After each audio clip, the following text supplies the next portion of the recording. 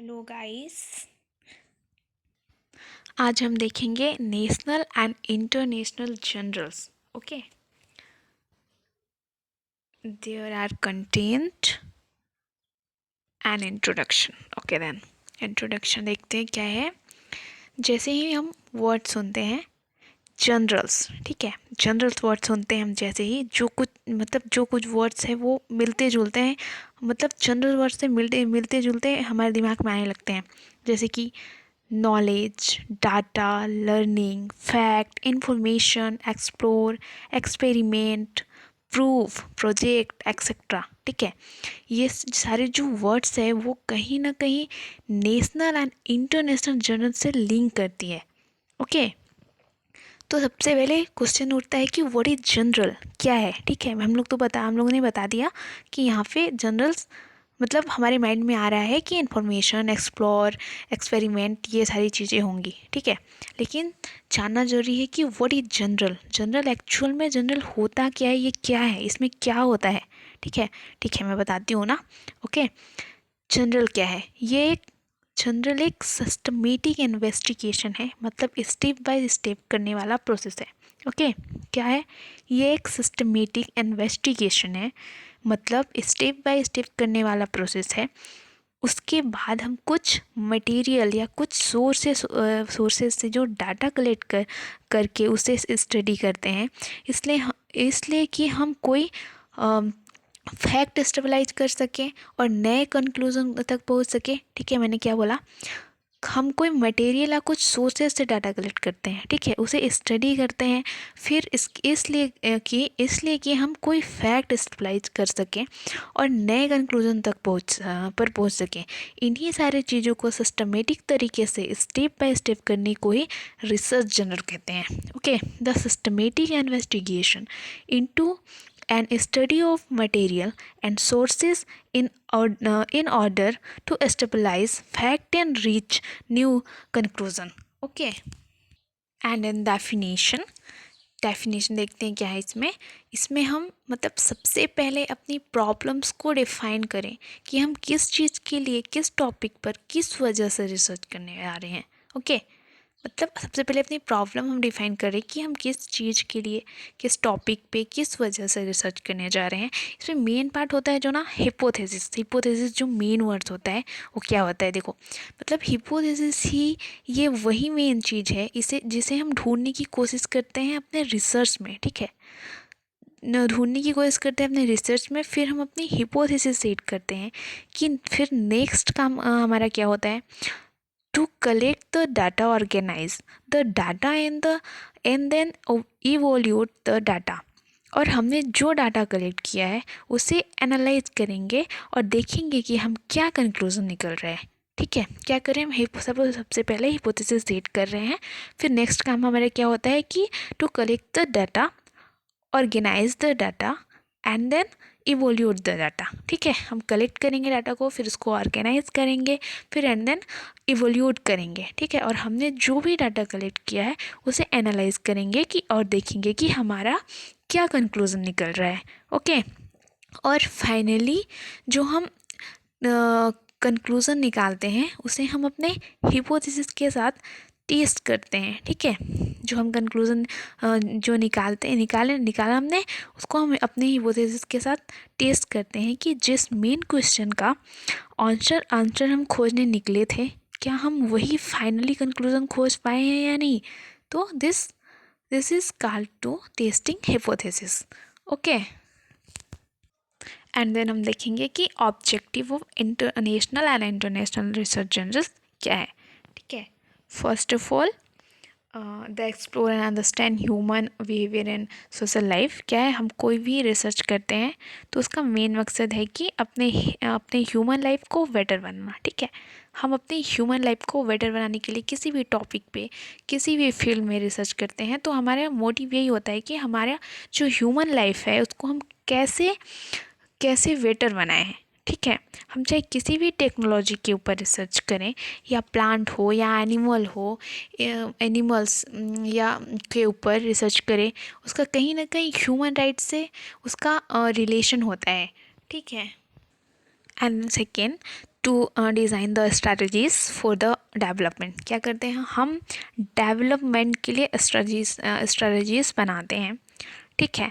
And then to discover hidden fact, मतलब बहुत सारी चीज़ें होती हैं जो हमें बाहर से नहीं मिलती, ठीक है। उसमें डीप में उतर कर हम एनालाइज नहीं करते। रिसर्च एक प्रोसेस है जिससे हम डिस्कवर करते हैं हिडन फैक्ट के थ्रू, ठीक है। मतलब बहुत सारी चीज़ें होती हैं जो हमें बाहर से नहीं मिलती हैं, उसमें हम डीप में उतर कर एनालाइज करते हैं कि रिसर्च एक प्रोसेस है जिसे हम डिस्कवर करते हैं हिडन फैक्ट के थ्रू, ठीक है। And then the explain unexplained social phenomena.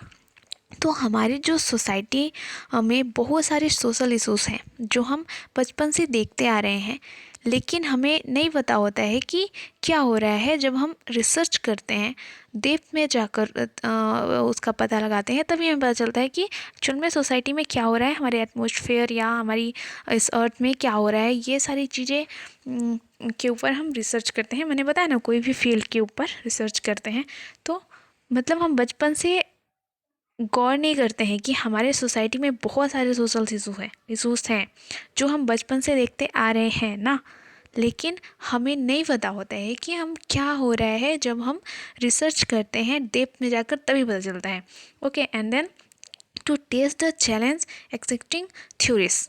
क्या है, कोई किसी ने थ्योरीज किसी टॉपिक के ऊपर रिसर्च किया हुआ है और वो थ्योरी बना के रख दिया है, ठीक है। मतलब सॉरी, थीसिस बना के वो रिटर्न करके लिख के रखा हुआ है। तो हम किसी टॉपिक के ऊपर लिखा है तो हमको भी उस टॉपिक के ऊपर अगर रिसर्च करना है, उस थीसिस को और बेटर करना है और कुछ नया जानना है उसके बारे में, तो हम उस थीसिस को चैलेंज करते हैं कि दीज आर मतलब ये गलत है, हम इसको मतलब उसको सही करके हम सही करेंगे और उसके ऊपर हम फिर से रिसर्च करेंगे। तो इसको बोलते हैं कि हम थीसिस को चैलेंज कर रहे हैं, ठीक है। And then to provide new insight into society. क्या होता है, सोसाइटी में कुछ न्यू इंसाइट देने की कोशिश करते हैं, तभी हम रिसर्च करते हैं। कुछ नया जो हो रहा है उससे भी कुछ नया देने की कोशिश करते हैं, तो हम ऐसे रिसर्च करते हैं। ओके, एंड देन हम देखेंगे features of national and international research journals क्या है, ठीक है। इसमें क्या होता है कि research journal is systematic process जो स्टेप बाय स्टेप होता है, okay. And research gather the collect new knowledge और data from both primary and secondary sources, ठीक है। क्या है, प्राइमरी डाटा जो हम खुद कलेक्ट करते हैं, ठीक है, खुद कलेक्ट करके रिसर्च करने के लिए हम खुद कलेक्ट कर रहे हैं। और सेकेंडरी डाटा क्या होता है कि हम जो डेटा को पहले से ही किसी ने कलेक्ट करके रखा हुआ है, हम उस डाटा को यूज़ कर ले रहे हैं। जैसे हम लैब में वर्क करते हैं तो हम कोई भी एक्सपेरिमेंट देख के करते हैं नेट से या फिर बुक से, तो हम सेकेंडरी डाटा यूज़ करते हैं, ठीक है। किसी ने किया हुआ है, हम उसके ऊपर ही दोबारा से एक्सपेरिमेंट कर रहे हैं, okay. And then research is timing consuming. क्या होता है, रिसर्च जनरल एक बड़ा काम होता है, ठीक है। बहुत डेप्थ में जाकर स्टडी करना होता है, okay. And research need hard work. मतलब रिसर्च में बहुत ही हार्ड वर्क करना पड़ता है, बहुत मेहनत करना पड़ता है डाटा कलेक्ट करने में, ओके। ये इलॉजिकल, ठीक है, ये इलॉजिकल नहीं होता है। ये हमारी इसमें क्या होता है कि रिसर्च एलिमिनेट पर्सनल फीलिंग। मतलब हमारी जो पर्सनल फीलिंग होती है उसको हम हटा कर रिसर्च करते हैं, ठीक है। Research deals with significant problems which demands a solution, okay, okay। And then हम देखेंगे कि national and international investment on research और इनोवेशन क्या है, ठीक है। मतलब क्या है इसमें कि किसी भी कंट्री की ग्रोथ डिपेंड करती है कि उस कंट्री में होने वाली रिसर्च के ऊपर, ठीक है। उस कंट्री में कितनी रिसर्च हो रही हैं। इंडिया में क्या होता है कि इंडिया की सारी टेक्नोलॉजीज़ जो हैं वो दूसरे कंट्री से लेनी पड़ती हैं, क्योंकि यहाँ पे रिसर्च बहुत ही कम हो रही है, ठीक है। तो इसमें क्या हुआ था कि draft on new education policy 2019 में एक कमेटी ने कुछ रिकमेंडेशन दिए थे और उन्होंने बोला कि एक नेशनल रिसर्च फाउंडेशन बनाया जाए कि रिसर्च में क्या क्या कंडीशंस है हमारे देश में बताने के लिए, ओके। इसमें मैंने मेंशन किया हुआ है, देखो, इंडिया 0.7 15 जिसमें 45,057 टोटल पेटेंट एप्लीकेशन, टोटल इतने ही 45,057 होते हैं।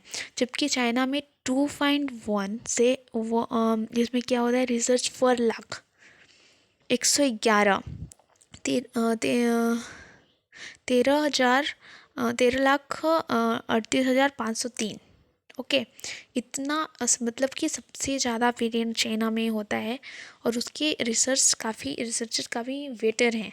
ठीक है, तो इसमें ये बताया उन्होंने कि हमारे इंडिया में भी कितने रिसर्च हो रहे हैं और कितने रिसर्च होनी चाहिए जिससे हमारी कंट्री का ग्रोथ हो। इसके लिए ना कमेटी 2019 ने न्यू एजुकेशन पॉलिसी के थ्रू इसको रिकमेंडेशन दिया था।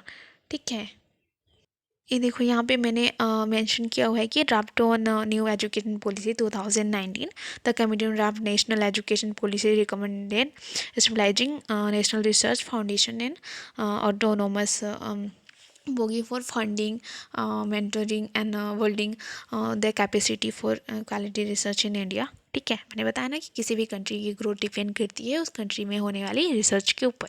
ओके, इंडिया की सारी टेक्नोलॉजी दूसरी कंट्री से ही लेनी पड़ती है। Okay, and then foundation will consist for major division: science, technology, social science and art, and humanities, prevision and eight additional division। ठीक है, इतने सारी चीज़ों में रिसर्च होना चाहिए और पता रहे कि कौन से फील्ड में कितने रिसर्च हुए हैं, साइंस में कितने रिसर्च हुए हैं, आर्ट में कितने, टेक्नोलॉजीज़ में कितना डेवलप हुआ है हमारा इंडिया, ये सारी ह्यूमैनिटीज़ में कितना डिवीज़न कितना डेवलप हुआ है, ये सारी चीज़ें देखना पड़ता है। जबकि देखो, the foundation will be provide with an annual guarantee 20,000 crore 2.1% of GDP खर्च होता है। जबकि मैंने देखो चाइना में बताया था कि देखो यहाँ 2.1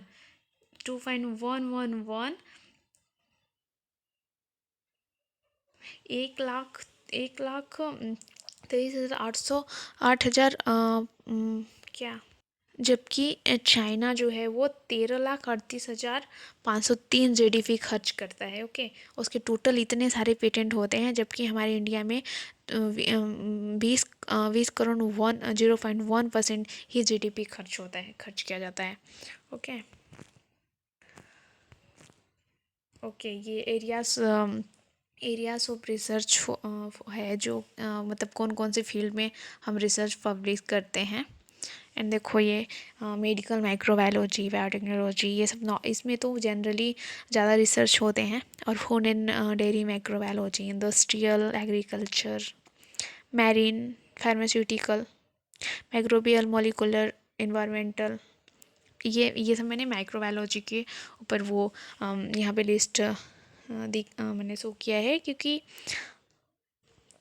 ओके ये सारी चीज़ों में माइक्रोबायोलॉजी के ऊपर मतलब एंड बायोटेक्नोलॉजी के ऊपर ये रिसर्च होती है। और इस इतने एरियाज़ में हमारी माइक्रोबायोलॉजी एंड बायोटेक्नोलॉजी से रिसर्च पब्लिश किए जाते हैं। ओके